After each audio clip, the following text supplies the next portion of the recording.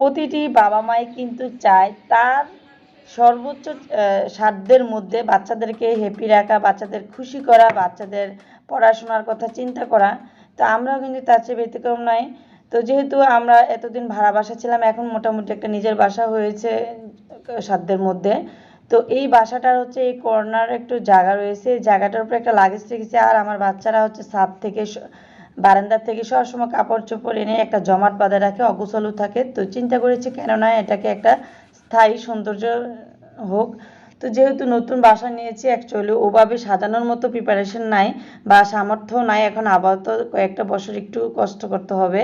তো কিন্তু বাচ্চাদেরকে তো আর কষ্ট দেওয়া যাবে না, তো সেই জন্য এটা ছিল আমাদের মাস্টার বেড। তো এই আরেকটা বেডরুম, মানে তিনটা বেডরুম আছে, টোটালি তিনটা ওয়াশরুম, একটা কমন আর দুইটা অ্যাটাচ। তো ভাবলাম কেননা এই রুমটা হচ্ছে একটু বারান্দা আছে, পাশে হচ্ছে লেক আছে, পানির একটা পরিবেশ আছে সুন্দর, সেই জন্য। আর এখানে যে ছোট জায়গাটা, এই একটা ভীম পড়েছে, মানে ভীমের পাশে হচ্ছে 2 ফিটের মতো জায়গা, এটা আবার আমার একটা ছোট রেসিপি টেবিল ছিল, এটা সুন্দর মতো মানে জায়গা হয়েছে, এটাতেই পড়াশোনা আপাতত করতো। তো এখন চিন্তা করলাম যেহেতু ওর একটা ব্যাংক ছিল, ব্যাংকটা ভাঙানোর পর 3 মাস আগে কিন্তু আমি একটা ব্লগে শেয়ার করেছিলাম, সেটা প্রায় 22,000 টাকার মতো পেয়েছে। কেননা ওর টাকা দিয়ে ওর একটা স্মৃতি হিসেবে থাকুক, যেহেতু ছোট বাচ্চাদের হাতে কিন্তু সবাই আসলেই টাকা দিয়ে যায় যাওয়ার সময় বিশেষ করে। তো আবার ও নানুর বাসায় গেলে, দাদুর বাসায় গেলে সবাই কিন্তু একটু হাতে টাকা দেয় আসার সময় যাওয়ার সময়, এমন করতে করতে ওরা হচ্ছে এই ব্যাংকটাতে জমাতো, জমাতে জমাতে এখন মোটামুটি ভালো একটা অ্যামাউন্ট হয়েছিল, প্রায় 22,000 টাকার মতো। তা আমি ভাবলাম কেননা এই টাকাটা একটা স্মৃতি থাকুক, আর ওকে যেহেতু এই রুমটা আপাতত দেওয়ার চিন্তা ভাবনা করতেছি, আমরা হচ্ছে পাশের রুমে চলে যাব। কারণ হচ্ছে পাশের রুমটা হচ্ছে যেহেতু রাস্তার ধারে, মানে মেন মেন ফুটুক বলা যায়, রাস্তার ধারে, আর মোটামুটি সামনে পর্সান। তো ওটাতে ছেলেমেয়েরা রাস্তায় বিকালে খেলাধুলা করে, আবার হচ্ছে পাশের বিল্ডিং থেকে লোকজন দেখা যায়।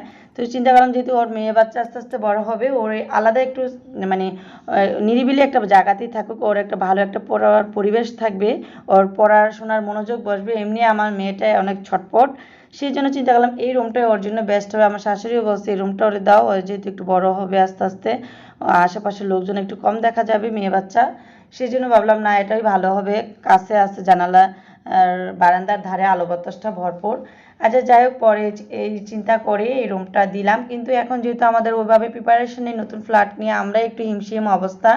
পরে চিন্তা করলাম ওর টাকাটা দিয়ে একটা স্মৃতি হিসেবে রাখি। এই যে কর্নারটা দেখিয়েছিলাম অগোছালো করে রাখে, সেটাতে একটা বুক সেলফ অর্ডার দিয়েছি, আর এখানে হচ্ছে মেয়ের জন্য আলাদা কোনো পড়ার টেবিল বানাবো না চিন্তা করে এখানে একটা সেলফ দিলাম একটু কম বাজেটের মধ্যে। যাই হোক, অনলাইন থেকে নামিয়ে এই সেলফটা অর্ডার দিয়েছি, এই টোটালি 18,000 টাকা দিয়ে আমি সবগুলাই অর্ডার দিয়েছি, কার্ড দিয়ে বানাবে। তো পরে এটা হচ্ছে মানে টেবিল এই ভীমটার মাপে তৈরি করবে। তো এই ভীমটার মাপে প্রায় 3 মাস আগে অর্ডার দিয়েছি, মিস্ত্রি অলরেডি 2বার করে মেপে নিয়েছে, তবুও 6 সুতা বাসা আসার পর দেখে বেশি করে ফেলছে। যেহেতু নিজেরাই ভুল করেছে, আমি বললাম যে আপনারা ভুল করছেন, তো এটা ওনারাই খুলতে চাইছিল যে এক পাশটা খুলে লাগাই দেবে। তাই আমি বললাম যে এক পাশটা খুললে এক পাশে হচ্ছে বড় থাকটা দেখা যাবে, আরেক পাশে ছোট দেখা যাচ্ছে, সৌন্দর্য নষ্ট হয়ে যাবে, যেহেতু এটা অনেক দিনের একটা সেলফ, প্রায় সেগুন কাঠ দিয়ে তৈরি করা।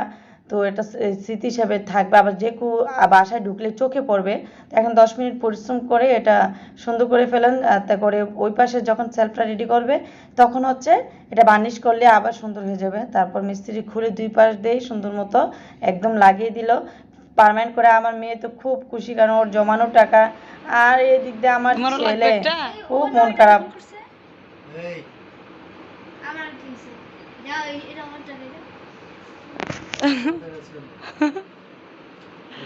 তুমি অত বড় সমান আপনি তখন বড় যাবে, তখন তোমার এটা হয়ে যাবে না কি করে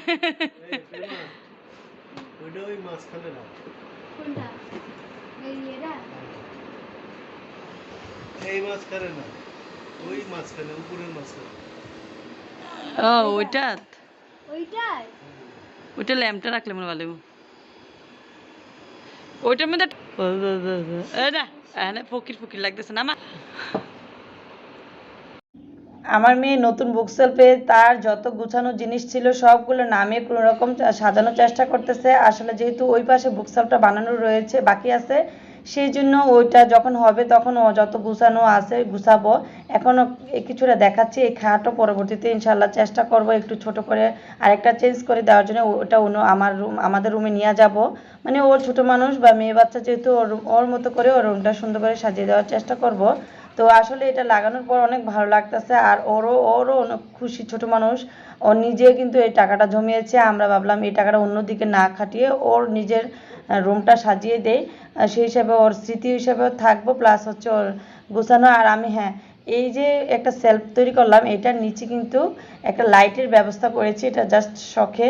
আর প্লাস হচ্ছে ও যখন একটু বড় হবে তখন ও নিজের মতো করতে একটু রাত জেগে ইচ্ছা করলে পড়তে পারবে, সেই হিসাবে যদি পাশে কেউ ঘুমাতে চায় তার যাতে ডিস্টার্ব না হয়, আমি নিচে একটা লাইটের অপশন রেখেছি। পরবর্তীতে কোনো একটা ব্লগে আবার ওই পাশে যখন বুক সেলফটা রেডি হবে ইনশাল্লাহ সম্পূর্ণটা গুছিয়ে একটু শেয়ার করবো।